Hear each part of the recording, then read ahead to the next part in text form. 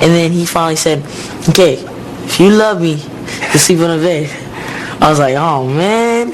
And so I finally slept on the bed. But it was fun that night. I slept on the floor. Was it sleeping bag? No, he packed the whole vest of blankets up the floor. What? But Michael, you're a 44-year-old man now.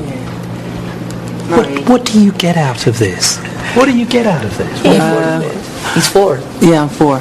I love... I think what they get from me, I get from them. I've said it many times, my greatest inspiration comes from kids. Every song I write, every dance I do, all the poetry I write, is all inspired from that level of innocence, that consciousness of purity. And children have that. I see God in the face of children. And I just love being around that all the time. Are you guys still staying up late? Sometimes I call your house. It's so late. Oh yeah, but you tell me to call. You tell me to call late. We did. That was when one time. people hear that children from other families have come and they've stayed in your house, they've stayed in your bedroom. Well, very few. But some have, and they say, "Is that really appropriate for a man, a grown man, to be doing that?" How do you respond to that? I feel sorry for them because that's judging someone who wants to really help people. Why can't you share your bed? But the most loving thing to do is to share your bed with someone. You really think that? Yeah, of course. You're taking the position that you use every single night that you go into. You sleep, and you're sharing it with another. You say you can have my bed if you want. Sleep in it. I'll sleep on the floor. It's yours. Always give the best to the company, Like to him, I said, because he was going to sleep on the floor. I said, no, you sleep in the bed. I'll sleep on the floor. But haven't you got a spare room or a spare house here where he could have stayed? Yeah, but no. Yes, we have guest units, but whenever kids come here, they always want to stay with me. They never want to stay together, and I have never invited them in my room. They always just want to stay. They say, can I stay with you tonight? I go, if it's okay with your parents, yes, you can. Were your parents happy that you were here with Michael? Yeah, my mom was all very, very, very happy. And I know they're happy because I was happy. Did they come with you? Yeah, most of the time, but I wasn't really with my parents. I was mainly with Michael. But they were happy that you were here? Yeah.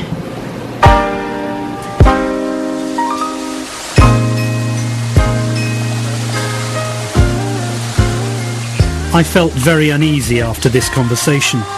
I knew I had to confront Jackson about what I thought was an obsession with children. It just couldn't be avoided.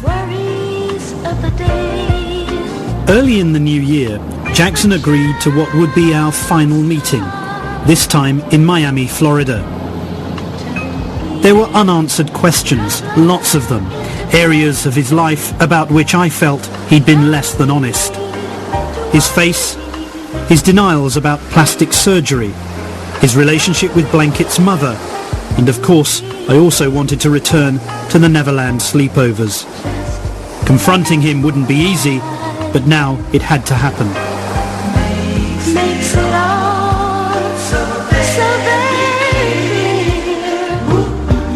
As we prepared for the interview, the atmosphere was unusually tense.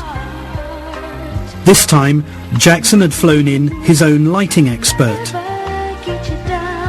Maybe there was a reason for that. Cosmetic surgery was to be the focus of some difficult questions. When we were talking some time ago, you talked about how when you went through adolescence, you had a terrible time. Yeah. And in fact, I had a look at some pictures of you during that period. And you did have a lot of spots. Yeah.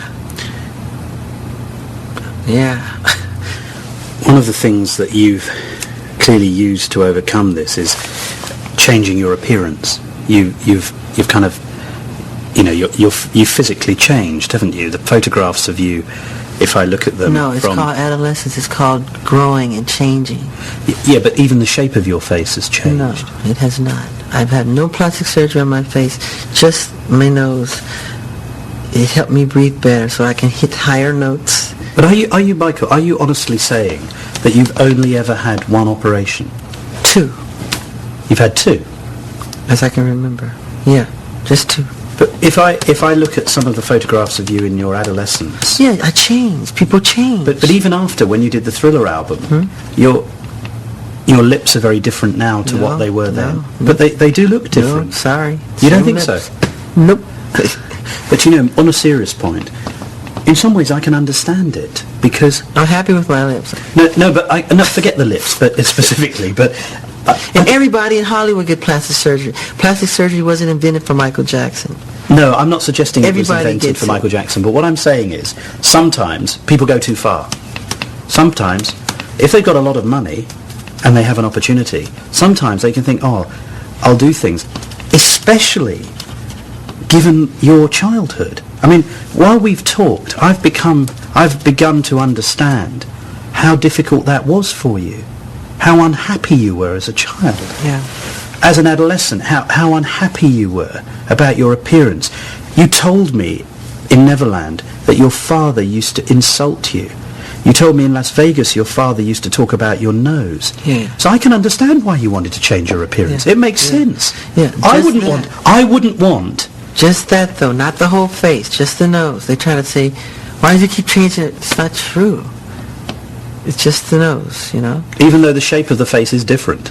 Because I've changed. How have you changed? I was a little kid. I'm my talking about face pictures is of you in squared your out. 20s. No, I was changing. I'm telling you the honest truth. I don't do anything to my face. Honestly. Honestly. Yeah, we'll show you. We broke off, but not for long. Next up were my worries about the children.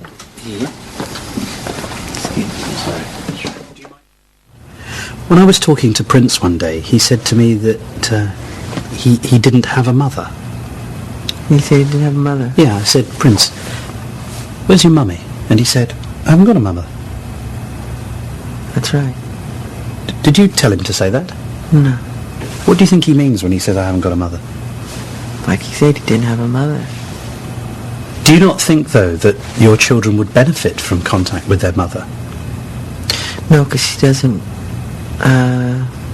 it's private information. She doesn't...